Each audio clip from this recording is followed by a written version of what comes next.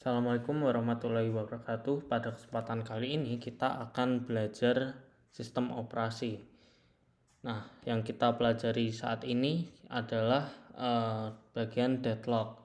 Jadi deadlock di sini adalah kebuntuan. Maksudnya kebuntuan itu adalah dari proses sistem operasi kita berjalan itu terjadi stuck atau tidak bisanya sistem operasi itu berjalan karena ada proses dalam sistem operasi itu yang tertunda, jadi tidak bisa berjalan atau tidak bisa bekerja secara optimal terkait dengan perintah yang kita jalankan. Nah, jadi deadlock itu adalah keadaan di mana dua program memegang kontrol terhadap sumber daya yang dibutuhkan oleh program lain, di mana tidak ada yang dapat melanjutkan proses masing-masing sampai program yang lain memberikan sumber dayanya. Tapi pada saat itu tidak ada yang mengalah. Jadi setiap proses yang ada tuh hanya saling tunggu menunggu sampai sumber dayanya itu dapat digunakan pada tiap prosesnya. Nah, ilustrasi simpelnya seperti ini. Pada saat kita di jalan ada jembatan penyeberangan. Nah, ada mobil ini mau menyeberang ke jembatan. Nah, ternyata di arah berlawanan juga ada mobil juga atau kendaraan yang juga ingin menyeberang. Yang akhirnya mereka bertemu di jembatan dan menyebabkan macet. Jadi dia antar kendaraan itu tidak bisa melanjutkan perjalanannya karena saling terhindar. Nah, ini pada contoh di jembatan penyeberangan atau di persimpangan jalan ya seperti ini. Jadi di setiap persimpangan ada kendaraan yang saling ingin melanjutkan perjalanan, tapi di tiap-tiap persimpangan itu juga kebetulan ada kendaraan lain yang menyebabkan tiap-tiap kendaraan ini tidak bisa bergerak. Nah, kemudian kembali ke deadlock lagi. Jadi deadlock ini dapat terjadi jika memenuhi 4 syarat berikut. Yang pertama adalah mutual exclusion condition. Jadi sumber daya yang harus diberikan itu hanya satu proses. Nah, kemudian hold and wait condition, yaitu proses memiliki hak pribadi terhadap sumber daya yang sedang digunakan. Jadi hanya satu proses yang menggunakan suatu sumber daya. Kemudian non-preemption condition, jadi sumber daya yang diberikan sebelumnya tidak dapat diambil paksa dari proses yang sedang dijalankan. Jadi mau nggak mau prosesnya itu harus dilepaskan. Kemudian circular wait condition, jadi terdapat rantai sirkuler dari dua proses atau lebih dan masing-masing proses itu menunggu dari sumber daya yang digenggam oleh proses berikutnya. Kemudian ini juga ada metode-metode untuk mengatasi deadlock. Jadi yang pertama adalah metode pertama pencegahan deadlock. Jadi ini ada menyediakan mutual exclusion, menyediakan hold and wait. Yang selanjutnya adalah metode penghindaran deadlock. Jadi di sini ada safe state. Jadi dinyatakan safe state jika tidak deadlock dan terdapat cara untuk memenuhi seluruh permintaan. Nah, kemudian ada unsafe state. Jadi state dinyatakan unsafe state jika tidak tercapai cara untuk memenuhi dua permintaan yang tertunda dengan menjalankan proses-proses sesuai suatu urutan. Jadi di sini ada beberapa metode mengatasi deadlock. Kemudian di sini kita lanjut aja, ada metode deteksi ya untuk mengetahui ada atau tidaknya deadlock. Jadi metode deteksi ini jadi dia akan kita bisa mendeteksi apakah akan terjadi deadlock apa tidak dengan membuat node-node seperti ini ya. Ini ada lingkaran kotak, jadi ini adalah proses 1, terus ini resource 1 itu adalah sumber daya yang tadi kita jawab. Jadi semisal dari proses 1 ke resource 0, dari resource 0 kemudian ke proses 1, dari proses 1 ke resource 1, hingga seterusnya membuat suatu proses yang berurutan ya. Jadi dipetakan satu persatu dan diberikan arahan ini supaya tidak terjadi deadlock ya.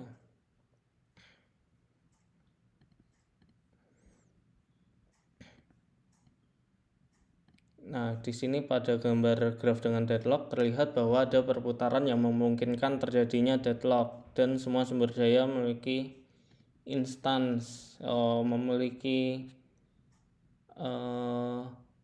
ada yang satu resource dimiliki oleh 2 proses, jadi seperti ini.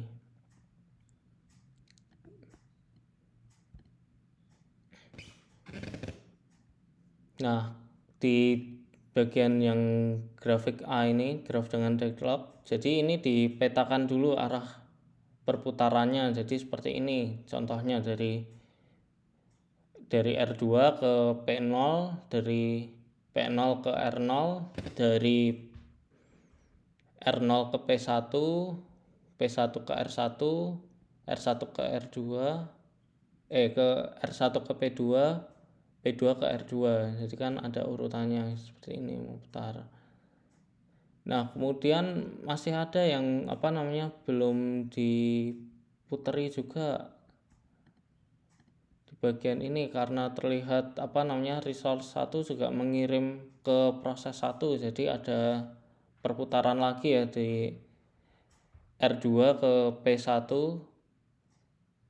kemudian dari P1 ke R1, kemudian P2 ke R2. Nah, ini ternyata juga ada penjelasannya di bawah. P0 meminta sumber daya dari R0. R0 mengalokasikan sumber dayanya ke P1. Dan seterusnya, seperti urutan graf yang ini ya. Nah, kemudian di sini juga ada penjelasannya. Yang graf yang ini bisa mengakibatkan deadlock sebab P0 memerlukan sumber daya R0 untuk menyelesaikan prosesnya, sedangkan R0 itu dialokasikan untuk P1. Di lain pihak P1 juga memerlukan sumber daya dari R1, sedangkan R1 dialokasikan untuk P2 memerlukan sumber daya R2. Nah, ini tadi yang dimaksudkan deadlock, karena dari tiap proses ini ternyata bergantung pada sumber daya yang sama, jadi mengakibatkan saling tunggu menunggu sumber daya.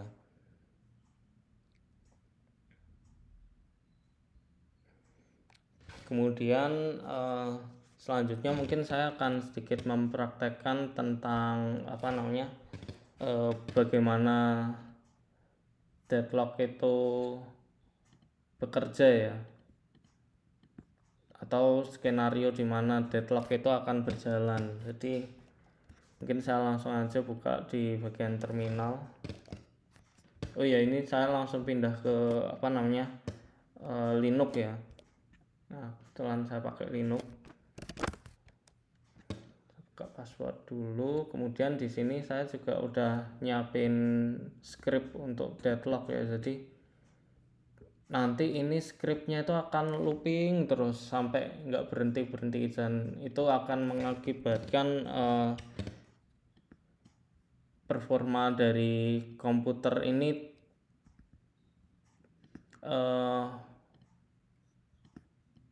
menjadi tidak optimal ya, karena dia hanya mengulangi perintah-perintah itu terus dan tidak menemukan jawaban. Jadi seperti ini. Kita coba langsung sh deadlock.sh karena ini programnya atau skripnya dibuat dari bahasa shell script. Oke, ketika dijalankan dia akan mengetikkan perintah ini terus looping terus, tidak ada kejelasan sampai ada glitch atau crash gini ya. Mungkin saya hentikan sebentar. Nah, saya sambil buka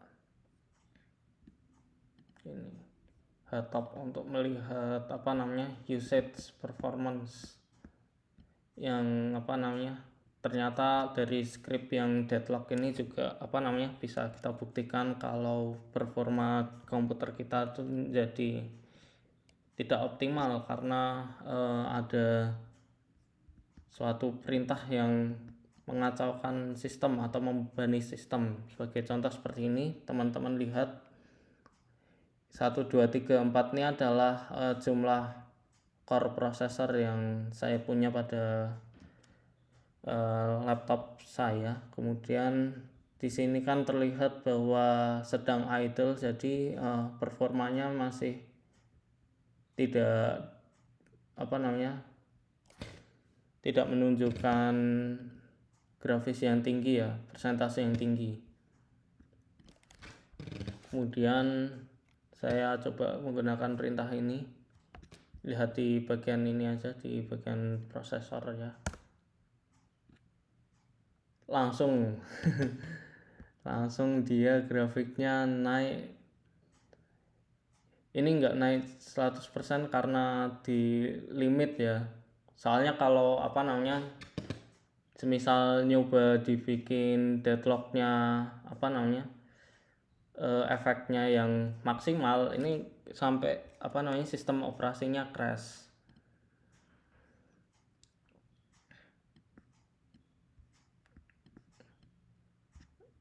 Nah, sampai di bagian terminalnya akan looping terus mencari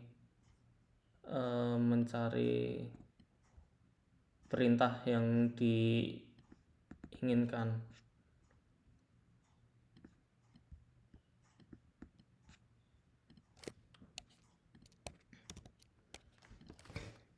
Oke, kurang lebihnya seperti itu ya untuk praktek sederhana deadlock. Mungkin untuk teman-teman yang pengen lebih lebih dalam tentang ingin mempelajari tentang deadlock atau bagaimana sistem manajemen pada komputer itu bekerja, mungkin teman-teman juga bisa nyobain ini CPU simulator.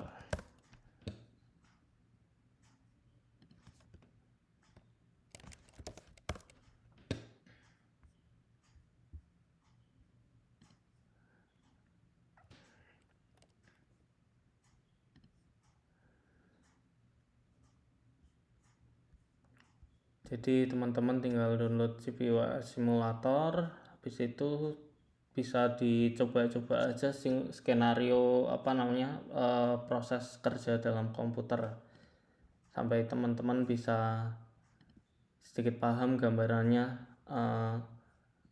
Komputer itu bisa membagi tiap-tiap prosesnya sehingga bisa bekerja secara maksimal dan tidak terjadi deadlock. Nah, program ini adanya cuma di Windows ya. Kalau pakai Linux atau macOS, teman-teman harus pakai plugin Wine supaya bisa berjalan. Kurang lebihnya seperti itu.